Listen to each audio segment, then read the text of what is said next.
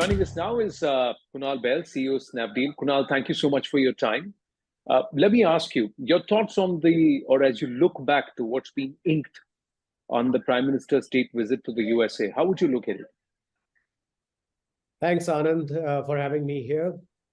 Look, this was obviously a very historic trip, not necessarily only for the Prime Minister, but for our entire nation. We all saw the positive response the Prime Minister received at the multiple occasions that he spoke either to the US Congress or in his interactions with the various tech CEOs, amongst many other events that he was a part of. It's a representation of the fact that the world recognizes that India's time has come. And India is one of the, if not the only big, bright, shining spot in the macro economic landscape in the world right now. So it was obviously a very, very positive event, positive trip, and a string of very positive events. Particularly interesting, Anand, were 2 or 3 areas where, at least as I observed it from a long distance, I felt it means a lot, and it means a lot of positive things for our country. Particularly, firstly, in the enhanced investment opportunities that this trip will likely do, where there is a tremendous amount of interest for global capital to come into India, and particularly in the sphere of startups, technology forward businesses, given the world recognizes that India has one of the richest talent pools for engineering. And as a result, a lot of the future innovation engines will likely get created in India, where we are making in India, but for the world.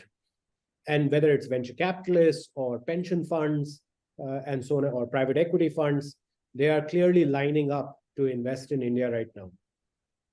The other area, Anand, where I feel that there is a lot of interest in the Indian landscape is in just technology and knowledge exchange. We saw that from the Tech Handshake, the big meeting with a lot of global leaders from the technology world, both from the US side and the India side, in the presence of President Biden and our Honorable Prime Minister, where a lot of important aspects were discussed, both around the critical technology as well as technology that enhances lives of people in our country and around the world. And it was great to see that some of the brightest and the biggest leaders in the technology world were there, sharing their thoughts and ideas with the leaders of the 2 countries. And AI, yeah, sure. Please complete. No, yeah. I won't. Okay, you complete it, then I'll take the story forward as far as tech is concerned. Yeah, I feel particularly there was a lot of discussion around the role of AI and other critical technologies going forward. I saw Sam Altman was part of the Tech Handshake meeting. It is an indicator of the world we live in, and the fact that something like OpenAI and ChatGPT, which came into prominence literally months ago, is already part of the conversation among such 2 tall global leaders at such an important summit, because they both recognize now that the 2 countries are going to play a big role in AI and similar technologies, which will be quite groundbreaking for the respective countries and also for the entire world. I was coming to the tech part, and you hinted upon AI. See, one of the aspects is that the big investments have been pushed towards AI, languages, spreading and trying to tap all of the market possibilities in India. Google has committed big investments here. But all of this comes around a time when India is also going through a funding winter.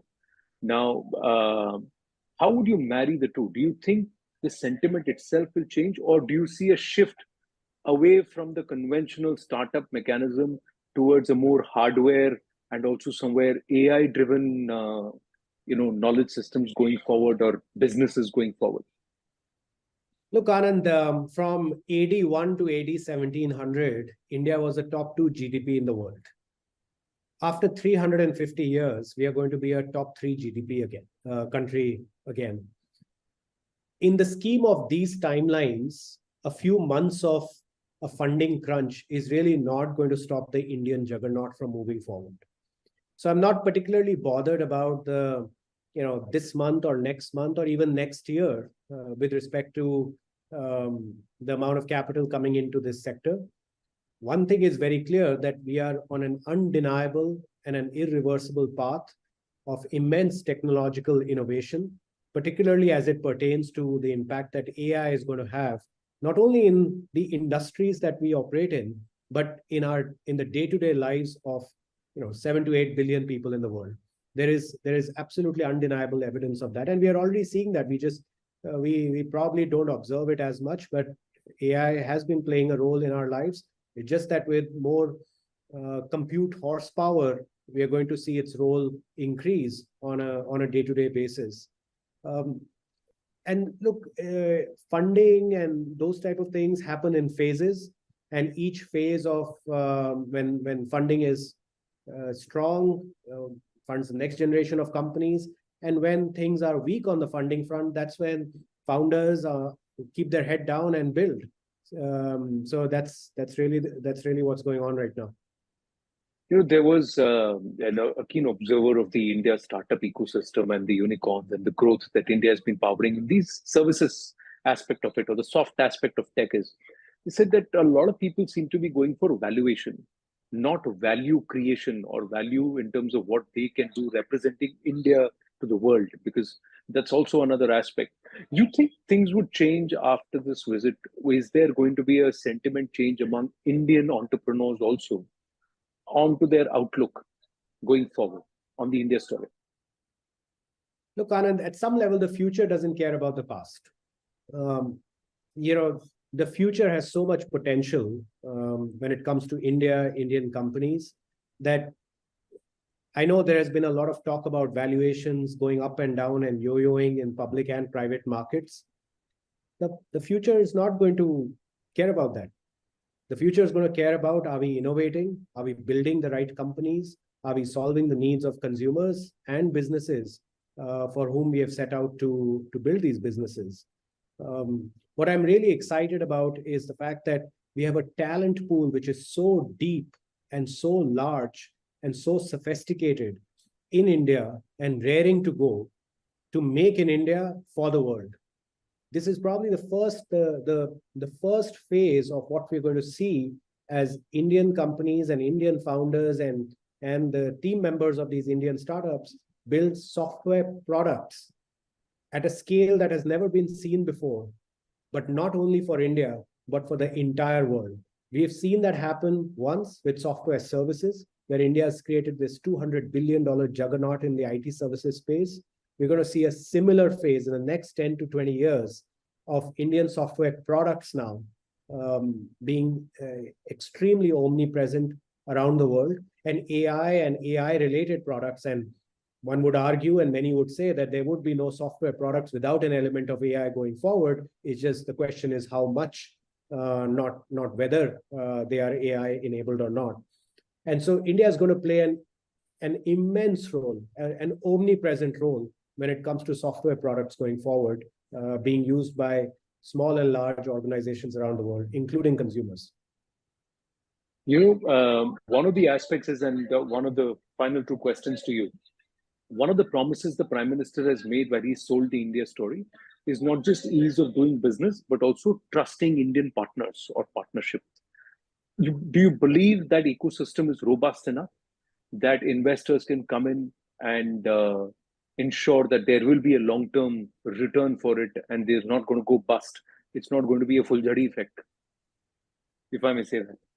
It's a good question, Anand, and I see where you're coming from, because historically India has always been seen as a country which has a lot of potential, but never really lived up to its potential historically. We did well, but not as well as everyone thought we would do, for a variety of reasons which are historical in nature. This time seems different. And I think it feels different for a variety of reasons. One, we are a nation which is more connected than any other country. We are a nation which has more digital transactions than any other country. We are a nation which has stable political leadership, which we have not really had for the longest time. And we have a nation of incredibly smart, raring to go, ambitious, young, technology skilled founders and enthusiasts who are part of this technology revolution that our country is going towards, it seems like a lot of elements that have not existed historically are now there. And these are essential and critical ingredients that will lead to a successful outcome going forward. So as they say, this is going to be India's decade. What's in it for you? Have you got a few ideas? Snapdeal, yourself? Are you inspired to a particular line or a direction? Anand, I've been building businesses now in the technology space for 15 plus years. I started when India has had less than 10 million internet users, and we used to debate whether India has 7 or 6 or 5 or 10 million internet users. Now we are at 1 billion internet users, and having seen the entire arc of India's tech startup ecosystem go through, I'm nothing but invigorated, and I partake in it by not only building businesses like Snapdeal, Unicommerce, and others, but also investing in many. And I've had the good fortune of investing in over 250 startups, likes of Ola, Urban Company, Mama Earth, Off Business, and others, who are at the bleeding edge of their respective industries, and gives me vicariously the joy of being part of other entrepreneurial journeys, while obviously I have my own too. So here's to filling more pockets and your pockets too. So thank you so much. Right now, our goal collectively should only be filling India's pockets. So you fill your pockets, you fill more pockets, and collectively we fill India's pockets. That's the ultimate goal, isn't it? Lovely speaking with you, Kunal. Thank you so much for your time. All the very best. Likewise. Thank you, Anand.